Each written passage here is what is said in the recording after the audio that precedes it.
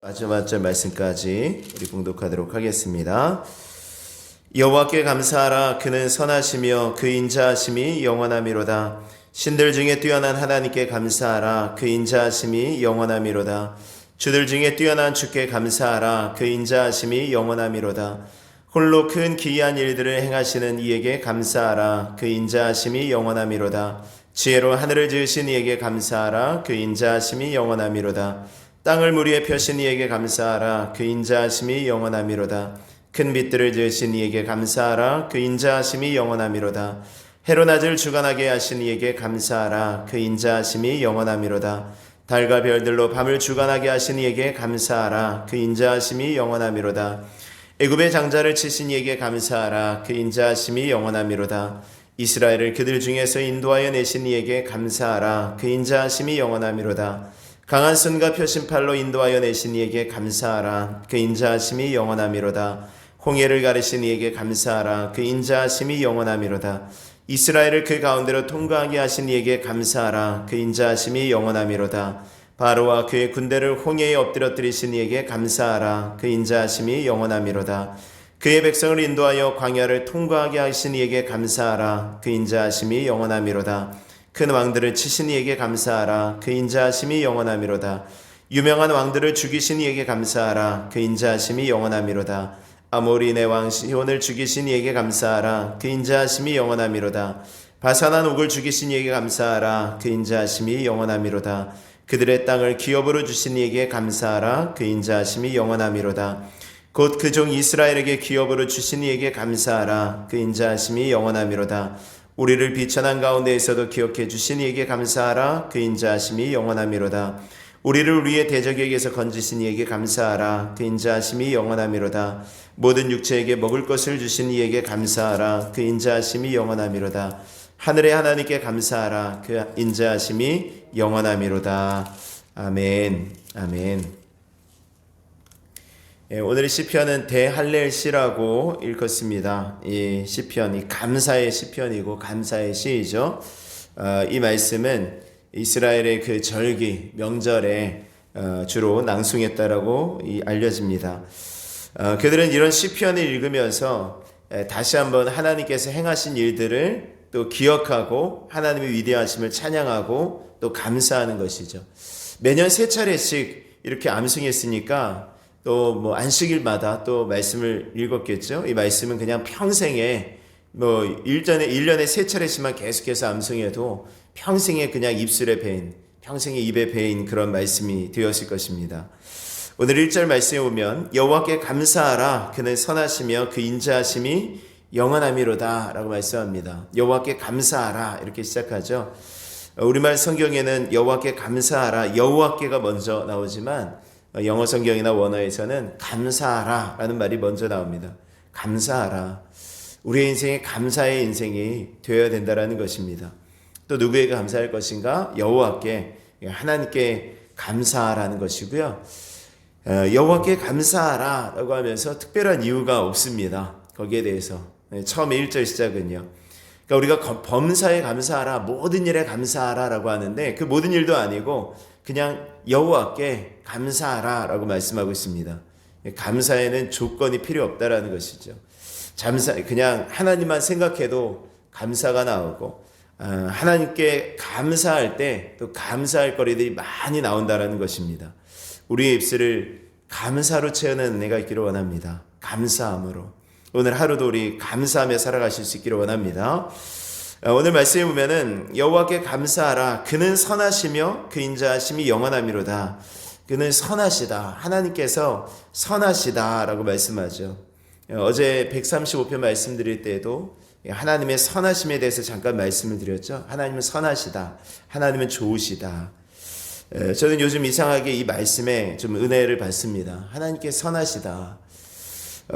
하나님 좋으시다. 왜냐면 내가 생각하는 그 길과 좀 다르고 내가 기대하는 것과 다른 일들이 나에게 벌어질지라도 하나님께서 선하시다. 하나님께서 좋으시다. 그대로 받아들이고 싶은 마음이 좀 있습니다. 왜냐하면 디모데전서 4장 4절 어제 말씀드렸듯이 하나님께서 지으신 모든 것이 선하심에 감사함으로 받으면 버릴 것이 없다라고 말씀하지 않습니까? 하나님께서 만드신 모든 것, 하나님께서 우리들이 주신 모든 것들이 다 선한 것이죠. 그래서 감사함으로 받으면 버릴 것이 없고 하나님의 말씀과 기도로 거룩하여진다라는 것이죠.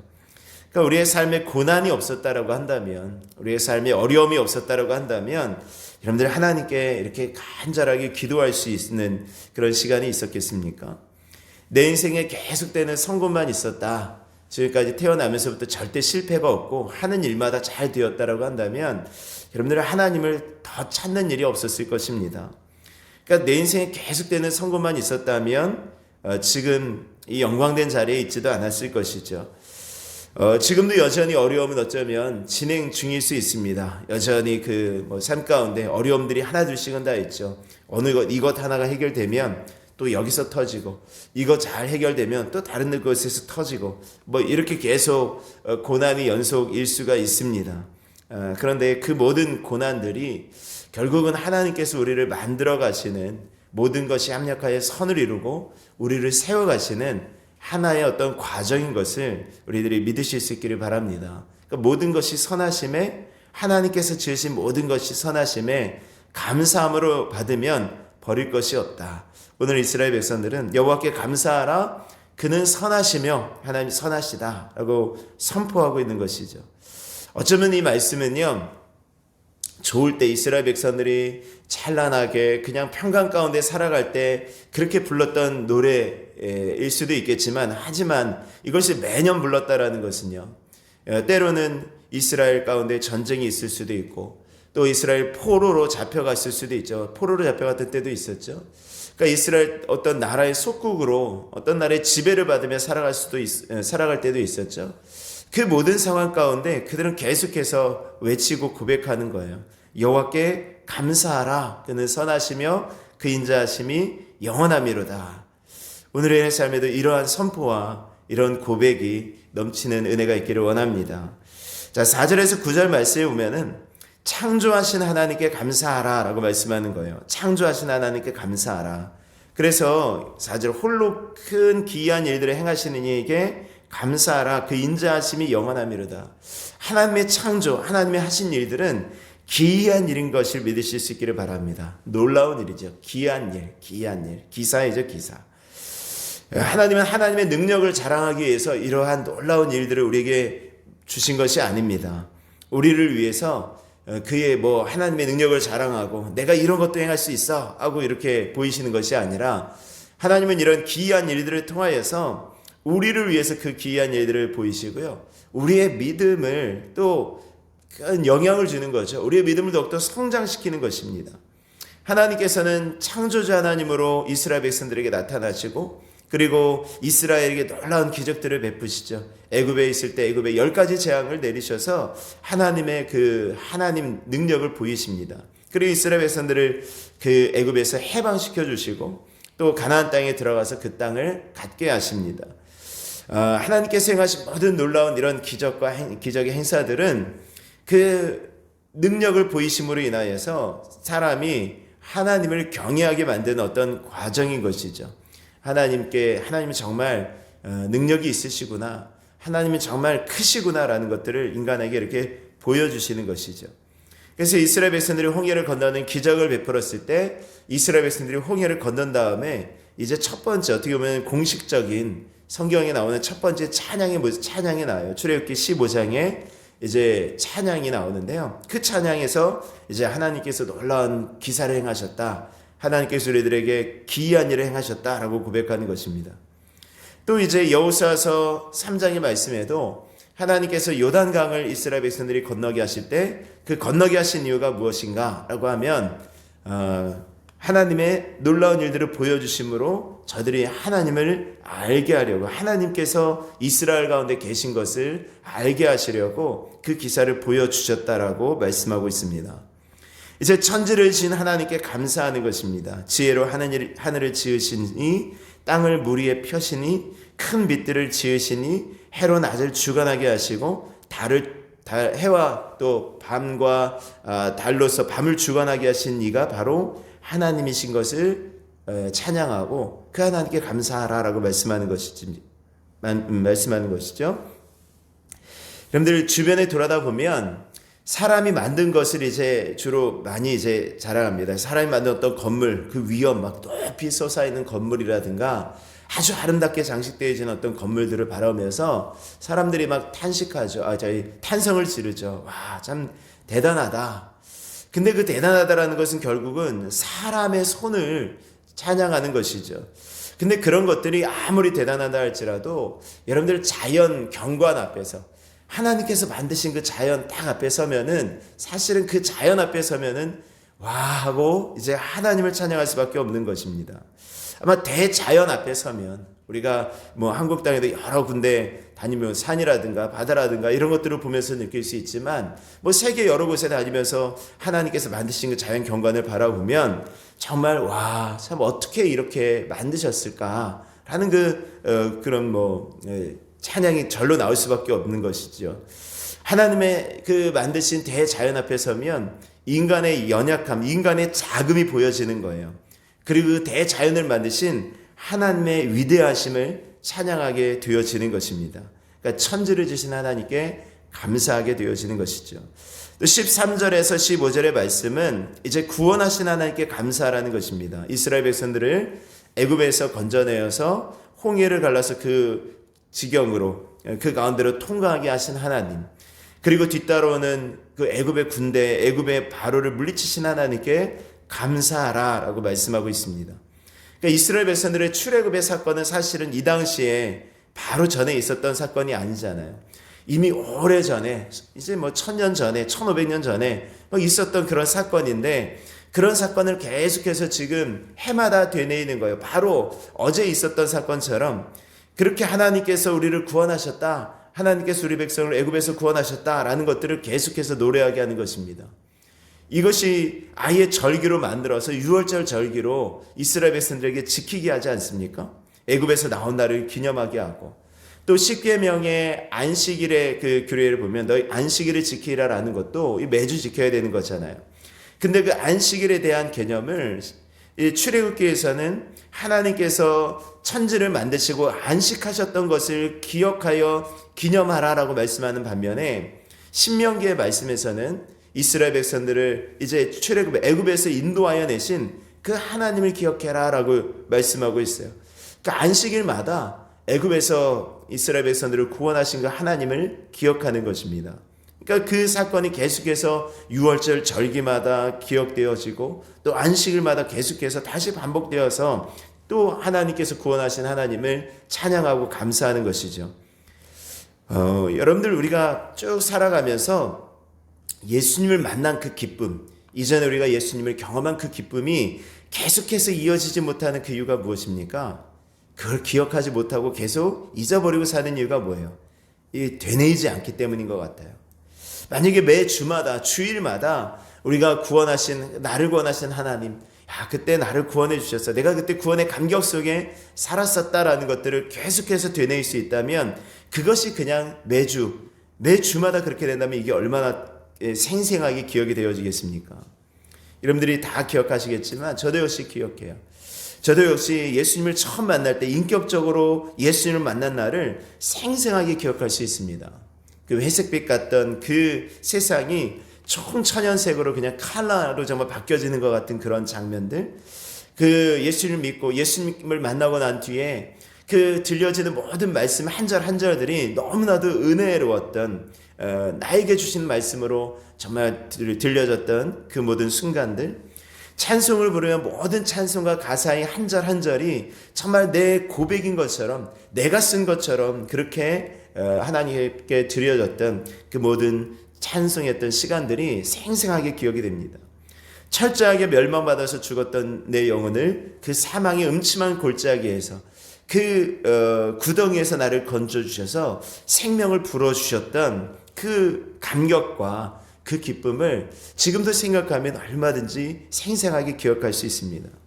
근데 그 생각을, 그 기억을 매 주마다 떠올린다면 어떻게 될까요? 오늘 이 시편 136편의 말씀은요, 이 이스라엘 백성들이 계속해서 지금 되뇌이고 또 되뇌이는 거예요. 우리를 구원하신 하나님, 우리 조상들을 애굽에서 인도해내신 하나님을 계속해서 기억해내면서 그 하나님께 감사해라. 지금은 비록 포로 생활에 우리가 잡혀있지만 하나님께서 애굽에서 우리를 구원하셨던 것처럼 언젠가 우리들을 구원하실 것이다 라는 그런 소망을 또 품으면서 부르지 않았겠습니까? 오늘 이 말씀 속에 감사가 넘쳐나는 은혜가 있기를 원합니다. 또 이제 16절에서 20절의 말씀은 인도하시는 하나님께 감사하라라는 것입니다. 그의 백성을 인도하여 광야를 통과하게 하신 이에게 감사하라고 하죠. 그러니까 하나님은 이스라엘 백성들을 홍해에서 건져주신 것뿐만이 아니라 이 아이가 태어나면 그냥 방치해 놓고 스스로 네가 알아서 커 이렇게 하는 부모가 없는 것처럼 그 아이를 계속해서 보듬어 주는 거죠. 계속해서 관심과 돌봄으로 보살피셔서 이스라엘 백성들을 낮에는 구름 기둥으로 밤에는 불 기둥으로 그들을 인도하시고 그 광야를 길이 없는 광야를 길을 내셔서 또 물이 없는 그곳에 물을 내셔서 이스라엘 백성들을 다 인도해 내시는 것입니다. 주변의 모든 적들을 물리치시죠. 우리 역시 마찬가지입니다.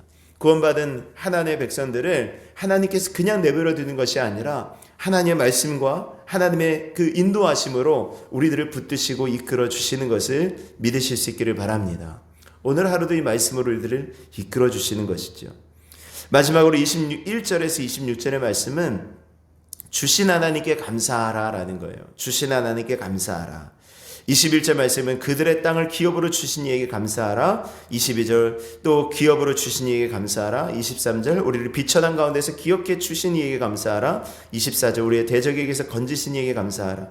모든 육체에게 먹을 것을 주신 이에게 감사하라.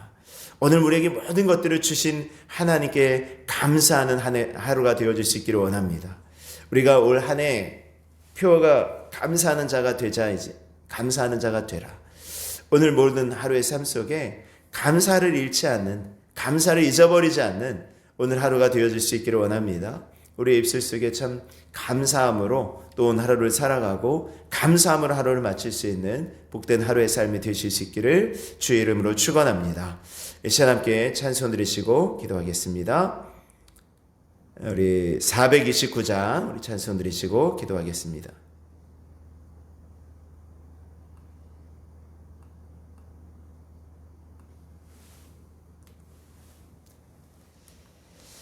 세상 모든 풍파 너를 흔들어 약한 마음 낙심하게 될 때에 내려주신 주의 복을 세어라.